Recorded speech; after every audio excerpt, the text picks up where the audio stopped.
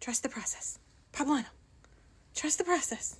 Trust the process. Poblano. No. Oh, that looked a lot different in my head.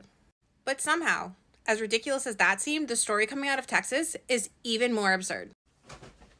And probably more dangerous. So earlier today, we got news that a woman who was 20 weeks pregnant in Texas had been granted an emergency abortion because her baby had a fatal fetal anomaly and her health was in danger. Because she had had 2 previous C-sections, inducing her labor would potentially risk uterine rupture. So Kate Cox sued the state of Texas. And the state was like, sorry, you don't meet the threshold for a medical exception. But she did, as per everything I just discussed. And Judge Maya Guerrera Gamble was like, yeah, this is a travesty. She'd already been to 3 emergency rooms with cramping and unidentifiable fluids. I feel like we should just stop right. That's enough. Help this woman. This is exactly the dangerous situation that we talk about when we warn people about any type of legislation that seeks to determine whether or not a woman can have an abortion and when she can do it. But fortunately, the judge understood and sided with the woman and granted her the emergency abortion. But that woman could not even get out of the courtroom and to the hospital before Texas Attorney General Ken Paxton sent a letter to her hospital